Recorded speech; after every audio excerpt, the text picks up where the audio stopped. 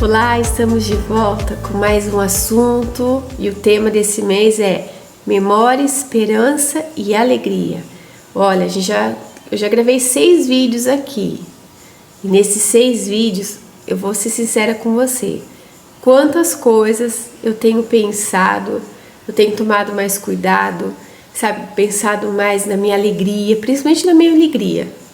Então assim, que esses dias, esse mês de março seja bênção na tua vida, que você passe isso para frente também, né, com as pessoas compartilhando, levando esse canal, né, para que essas pessoas, elas possam assistir também e aprender um pouco aqui. É tantas coisas que o Senhor fala com a gente, né, e quando a gente fala de memória, esperança e alegria, a gente já começa a entender assim, poxa, eu não sei você, mas eu pensei que o Senhor está nos puxando, falando, ó, vem, vamos avançar. Só que para a gente avançar, a gente precisa tomar um cuidado, proteger a nossa memória, lembrar que a esperança, ela funciona como uma âncora dentro de nós, e que a alegria, gente, a alegria ela é intencional, ela é uma escolha, né? Ela não nasce do nada, né?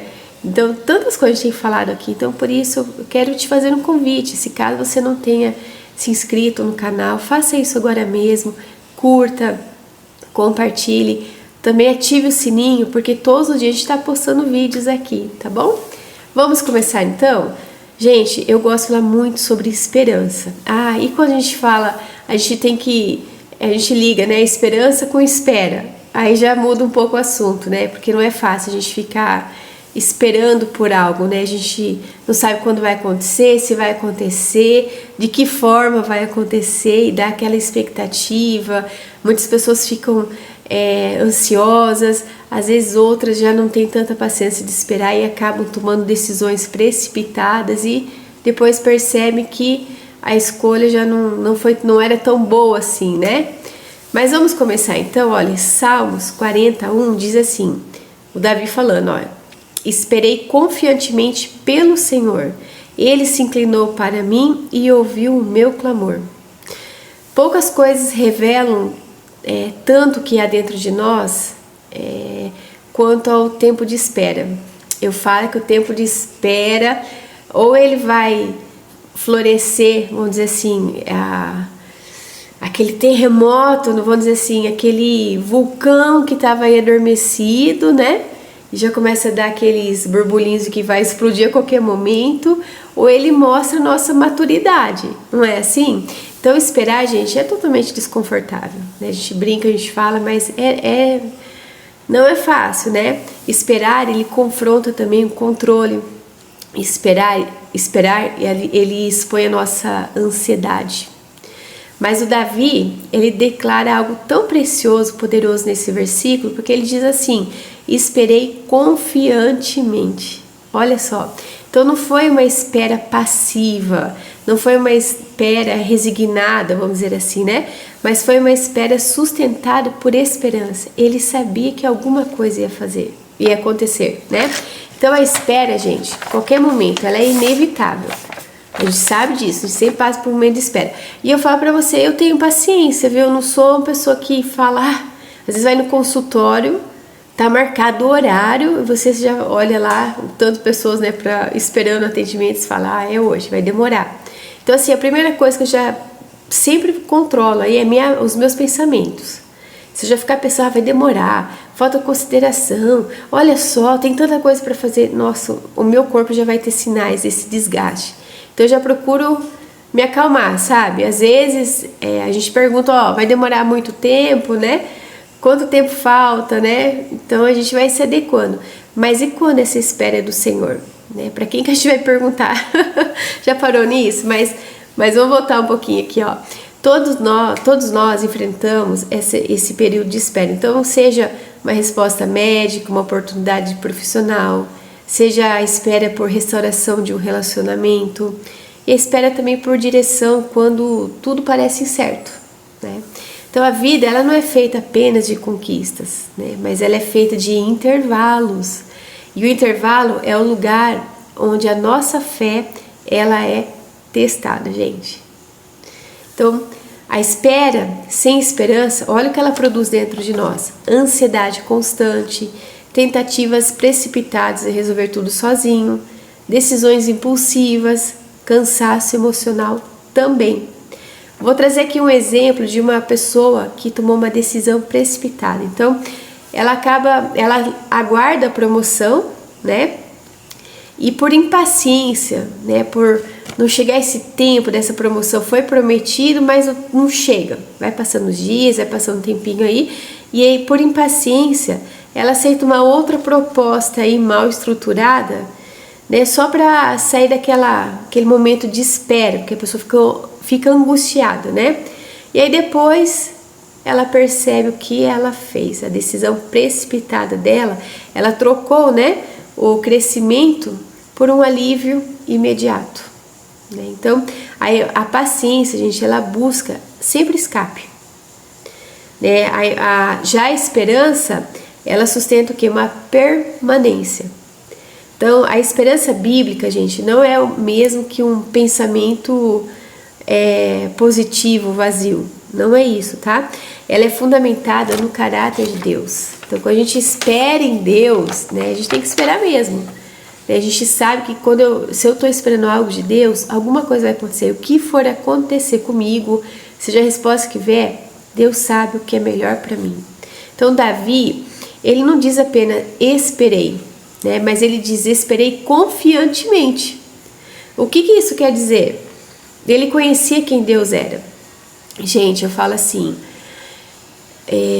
nesses dias, nesses tempos, a gente tem aqui o YouTube, a gente tem muitos canais, muitas pessoas postam vídeos, falam de Deus, mas eu quero trazer um ponto muito importante.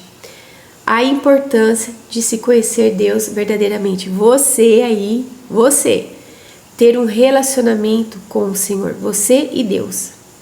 Hoje nós temos visto muitas pessoas colocando intermediários, né? Então, por exemplo, tem eu que espero que alguém busque Deus por mim, entendeu? Isso é um intermediário. Mas na verdade, gente, quando a gente faz isso, isso não tem raiz. Qualquer vendaval temporal, um soprinho aí de circunstâncias difíceis que aparecerem na nossa vida, não vai, o que eu tenho de conhecimento de Deus, intermediários, vamos dizer assim, através de intermediários, eu não consigo permanecer em pé. Essa é a verdade, tá?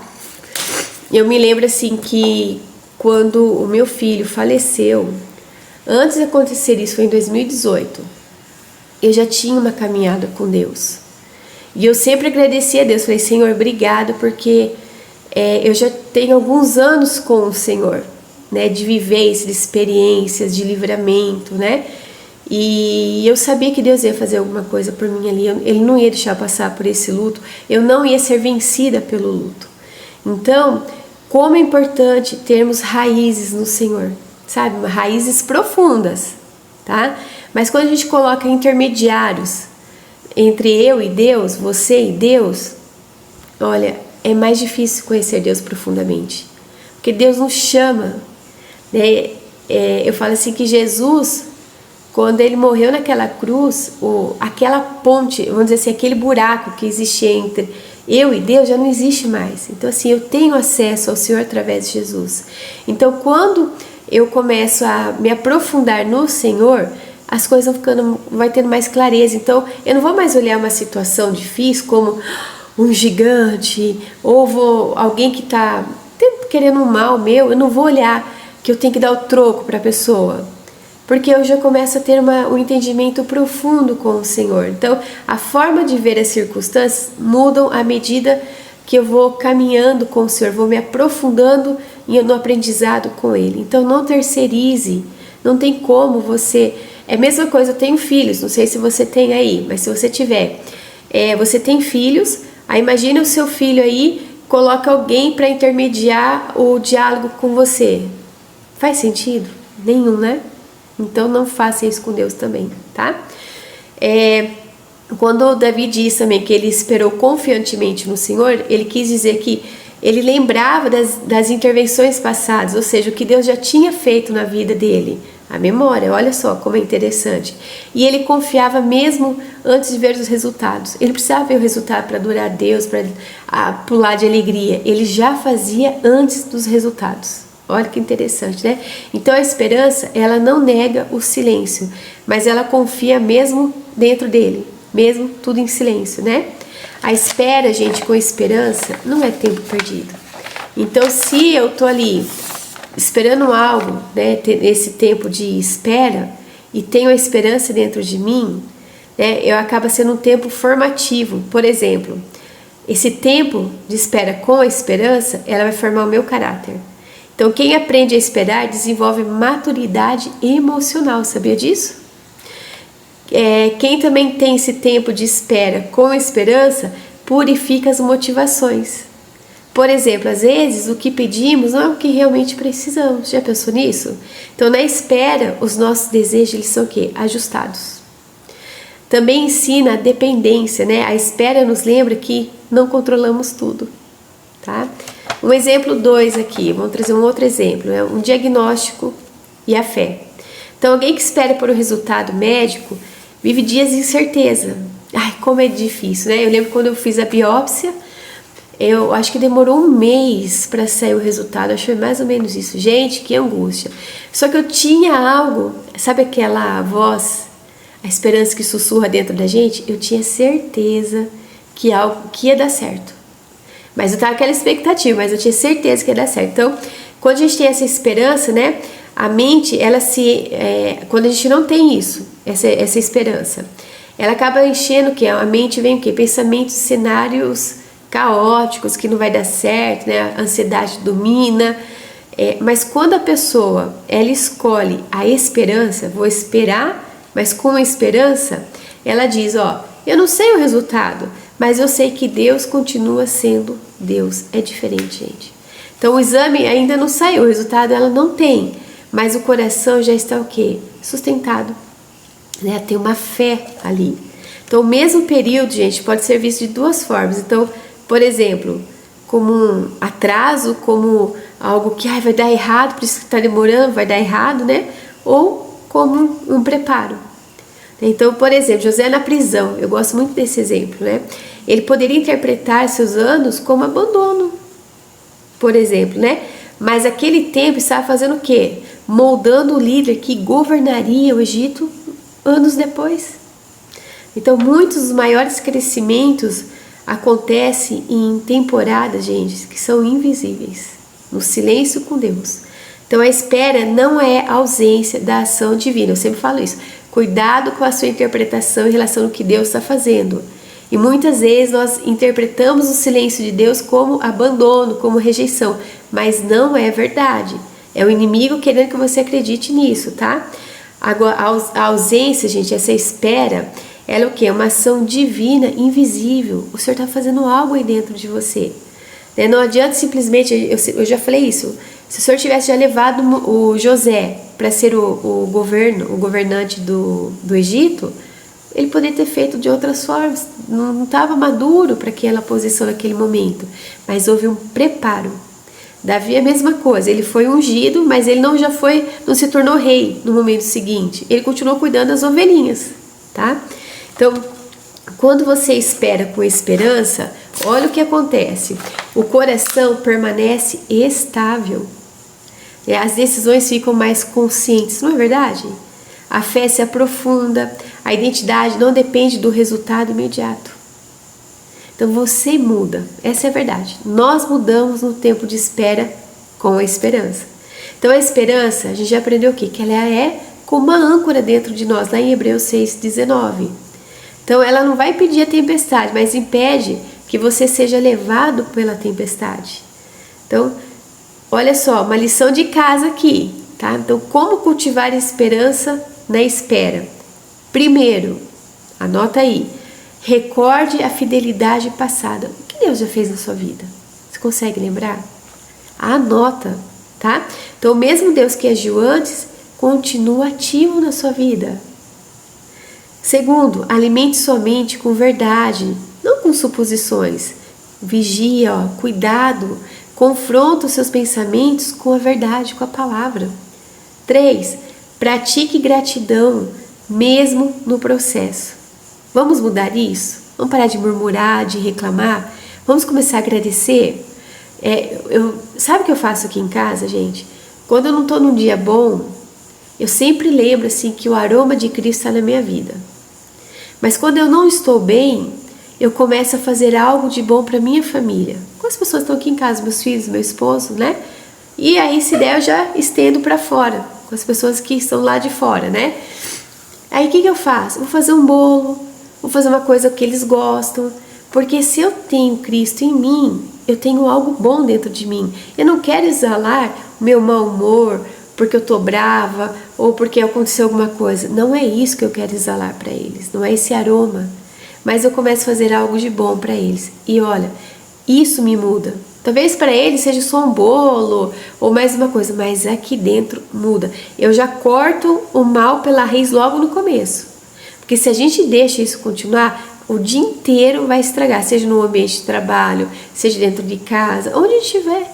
E não é legal isso. Então por que eu vou viver desse jeito? Eu vou desperdiçar um dia, né, o presente, né, por coisas que são momentâneas, são passageiras? De forma alguma. Então pensa nisso também, tá? 4. Entenda que crescimento raramente é instantâneo. Isso é verdade, você sabe, né? Não tem como eu já plantar um pé de limão e já crescer, já começar a dar limão. Não é assim, gente.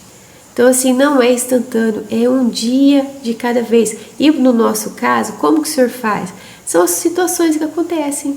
Então, eu preciso decidir como eu vou reagir em cada situação, tá?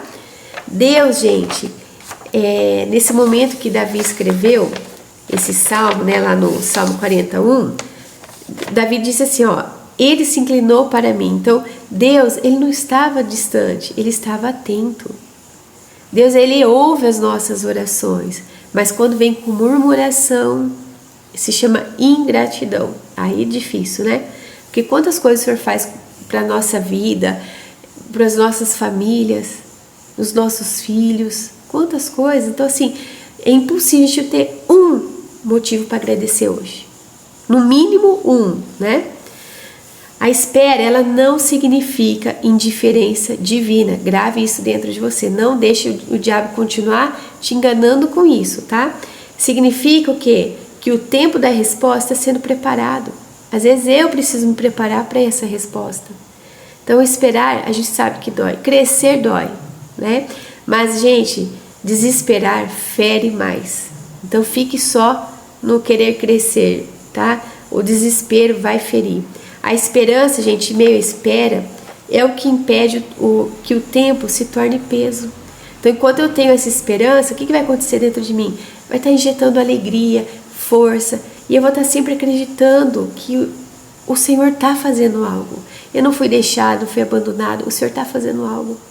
Então, quando você compreende isso, algo muda dentro de você. Você muda, na verdade, né? Você deixa de contar apenas os dias, né? Mas aí você começa a permitir que os dias formem você. Então, quem aprende a esperar com esperança, não apenas recebe a resposta, mas sai da espera muito mais forte do que entrou. Vamos mudar isso? Talvez você tenha esse hábito dentro de você de se desesperar, não conseguir esperar, mas vamos começar a mudar. Lembra, olha o que eu falei, que o desespero fere mais do que a espera. A espera dói, mas o desespero machuca, ele fere. E Deus, ele não te deixou, ele está te ouvindo. E a partir de hoje, comece a praticar essa gratidão, a trazer a memória que ele te dá esperança, a injetar dentro de você alegria, ânimo, força. Seja intencional, tá? É isso, gente. Olha, tenha um dia abençoado, né? Que a partir de hoje, tudo isso, continue aí, né, ouvindo os vídeos, mas coloque em prática também. Não fique só ouvindo, coloque em prática, porque eu sei que o Senhor tem algo fazendo aí dentro de você, tá bom? Deus abençoe.